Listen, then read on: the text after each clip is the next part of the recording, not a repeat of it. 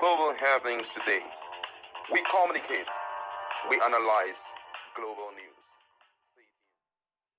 Hello, beautiful people. Welcome back to Global Happenings Today YouTube channel. There seems to be power tussle, and words of trading of words between Fubara's men, Fubara's loyalists, and of course Nyesom loyalists. Top on the list is the fact that the strong loyalists of Nyesom have made strong allegations against the PDP in Rivers State and against Fubara's loyalists, insisting that they are indeed intending to humiliate Nyesom in Rivers State, and of course to do quite a lot in FCT. We're going to give you full details on that. Of course, a lot of debunking has come on that particular matter, and of course the president have also decided to tackle the issue of internal crisis going on and is sending strong warning to the foreign international community on this matter. We're going to give full details on that as well. But before we go into the newspaper, kindly subscribe to our channel by clicking on the red subscribe button. Beside it, you see a bell notification icon. Please go ahead, click on it to get notified as soon as we update our channel on YouTube. Now, according to the news, during a press briefing in Port Harcourt some few hours ago, Tony Okocha, a chieftain of the All Progressive Congress (APC), alleged that there is a plot to humiliate the Senate president and undermine Nyesom, the governor of Rivers State. Okocha claimed that the protesters in Abuja are being sponsored by vested interests who are threatened by the APC's growing influence in the state.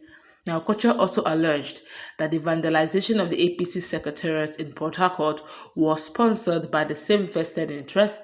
He questioned why only the APC secretariat was targeted for destruction, suggesting that the attack was politically motivated. We are not, quoting word for word, he said, "We are not scared to name the source because the situation has become very political." Okocha said, why is it that only APC was isolated for destruction? He asked. Okocha's allegations come amid growing tensions between the APC and the ruling People's Democratic Party, PDP, in Rivers State.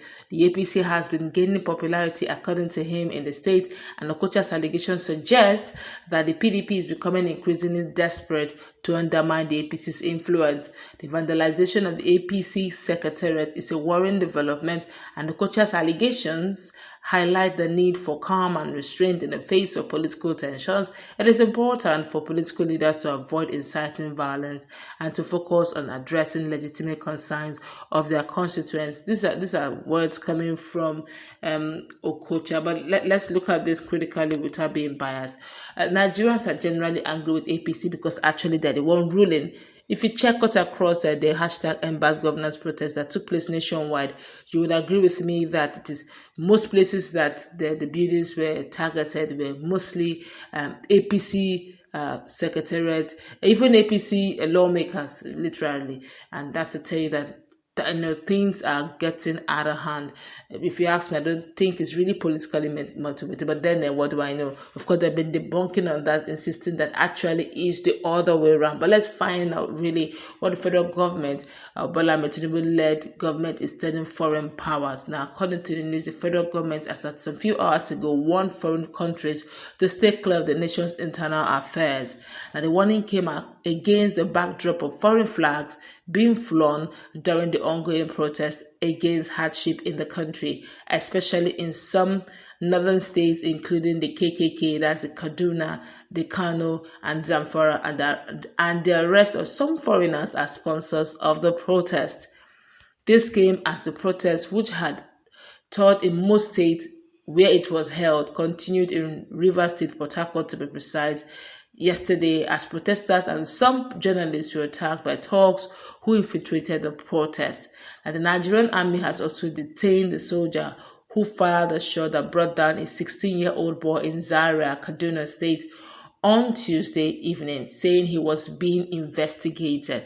Also, Plateau and Bauchi government, which imposed a curfew in the heat of the protest earlier in the week, have relaxed it as normalcy returned to the two states yesterday. Now, the Minister of Foreign Affairs, Ambassador Yusuf Tuga, who gave the warning while briefing members of the diplomatic corps in Abuja, however, highlighted the importance of cordial international relationships. Recall that the protest, which gained momentum in major cities such as Lagos, Benin, Osun, Oyo, Kano, Gombe, Yobe, Borno, Niger, Kebbi, Abuja, and other northern towns was marked by violence, and that at least 6 Spaniards were arrested in Kano in connection with the protest. Some said it's actually Polish, but let's continue. The minister appealed for continued collaboration from the international community to support Nigeria's effort in overcoming its current challenges and achieving a better future for all Nigerians. He warned, and I quote him, while the government continues to work hard through various reform programs and measures to address challenges facing Nigeria and Nigerians, it is pertinent to remind us that no nation tolerates foreign interference in its democratic and domestic affairs and that of its citizens. Nigeria is not an exception. The government will take appropriate action against any foreign entity residing in Nigeria that is found to have directly or indirectly supported the protesters by whatever means or seeks to interfere in the internal affairs of the country. Nigeria cherishes and continues to value cordial relationships that happily subsist between her and your countries and organizations, and will not do anything to undermine or take for granted such relationships.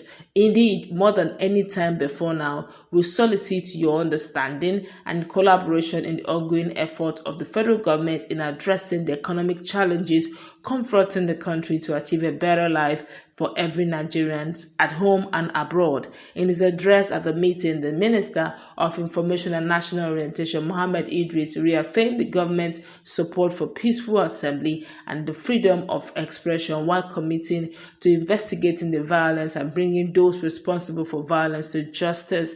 Idris thanked the diplomatic community for their support and assured that the worst of the unrest is over. He expressed optimism that the government's policies intervention would soon yield positive results for the nation. I want to assure your excellencies that the federal government has launched an investigation into the violence that we saw in the last week to identify and bring to justice all those responsible. We are committed to preventing the reoccurrence of such unfortunate incidents in the future. I also want to thank you individually and collectively for your support and understanding during this difficult period. I want to assure you that the worst is over and we can now as a nation march forward to enjoy the fruit of all the policy and programs interventions being implemented. I thank you for your kind attention. He reinstated. Now they're now saying that they're actually probing 7 Polish nationals arrested over the Russian flag in Kano. Now, meanwhile, the Department of State Services yesterday revealed that it is investigating 7 Polish nationals who were arrested in Kano over their alleged involvement in the widespread waving of Russian flag during the protest. Now, speaking during a meeting in Abuja as at Wednesday with members of the diplomatic corps, the DSS spokesperson Peter Afunanya said the Polish nationals were arrested in connection with the waving of Russian flags during the protest. Afunanya said the arrest of the suspect was not targeted at Polish nationals. His words, for the person that we have picked up from Kano, it was because of where they were found during the protest and display of the foreign flag in Kano that was 2 days ago. As a responsible security organization, we owe it as an obligation to do the verification and ascertain basic reasons and circumstances for some cases. They were picked up as a result of security enforcement because of where they were and when the incident happened. It is not a targeted operation.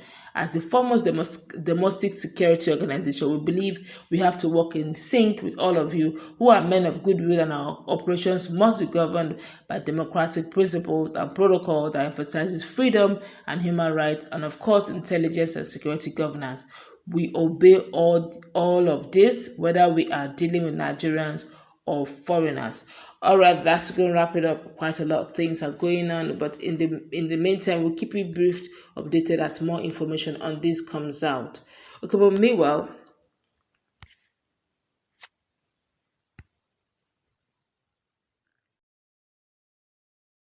global happenings today.